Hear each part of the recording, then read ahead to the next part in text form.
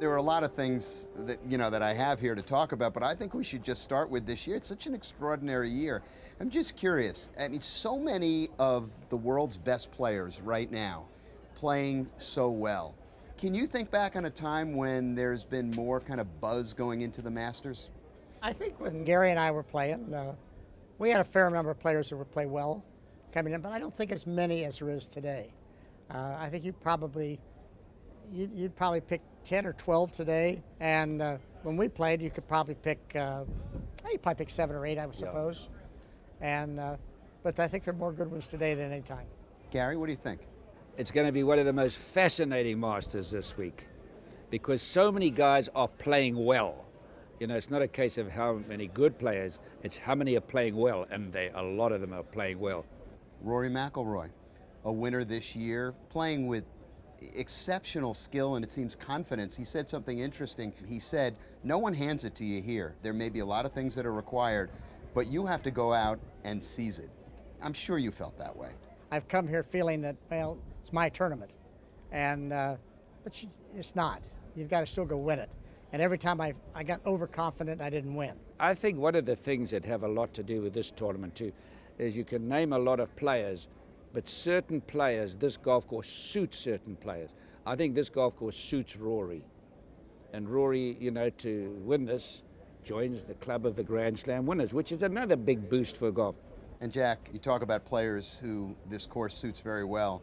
The one name we haven't really talked about is the one player who's making his comeback this year, is Tiger Woods. I wonder what your impressions are as you watch him. Well, he's been swinging beautifully. Coming back from fusion surgery and to swing as nicely as he's swinging well within himself. I think that what he's been forced to do has improved his swing greatly. He looks terrific, and of course his short game has been phenomenal. Well, he's got a great chance of winning because he's so confident, and this golf course he's won on many occasions. He's feeling good, and as Jack says, his short game is dynamic. So wouldn't surprise me if he won it all. So when you've won as many times around here as the two of you have, you're going to come back here, and any year is going to be an anniversary. It happens to be 55 years since your first win here. You were 23 years old. When you think back on that, anything come to mind immediately? Yeah, it was 57 years for Gary.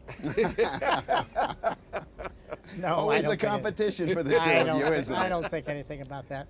I look back at who was in contention. I mean, I beat Tony Lima by 1 shot.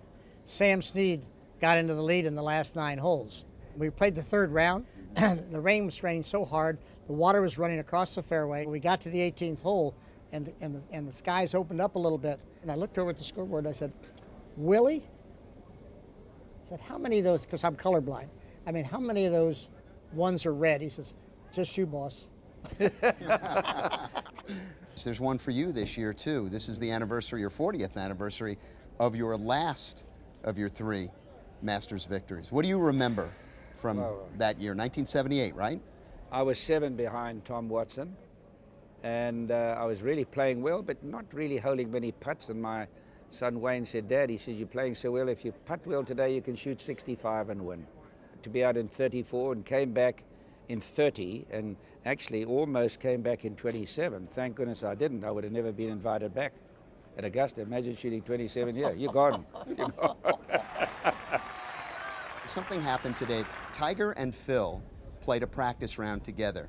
They had not been very friendly in the past. They were very, very candid about that when they came in to talk about it.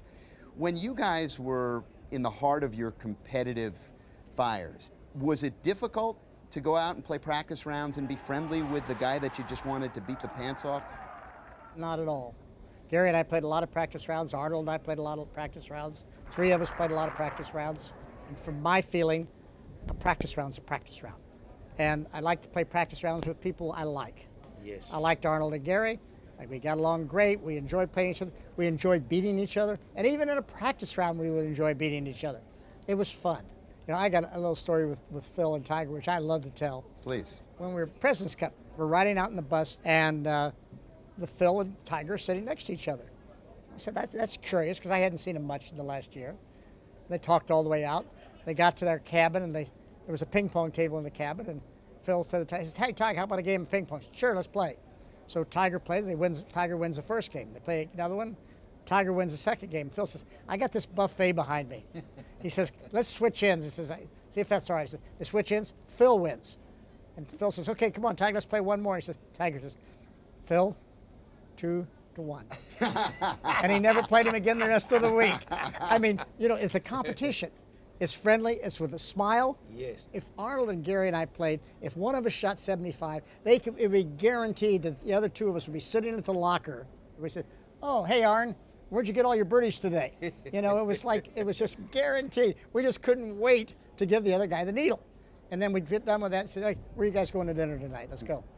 How do you feel when you come back here all these years later? Do you get chills? Do you get sentimental? Well, the drive down Magnolia Lane hasn't changed for me since 1959, whether I'm playing in the Masters or just coming here to play. I get very sentimental about it. I mean, Gary gets very sentimental about it too. I know we both do. We sort of look back and say, we were part of a great time, we're part of a great tournament, and we were blessed with enough talent to be able to win it. Jack, Gary, it's a pleasure and an honor for me every year to come and visit with you. Thanks for stopping by. Thanks, Pleasure, Jimmy. Jimmy. Thank Always you, a pleasure. Jimmy.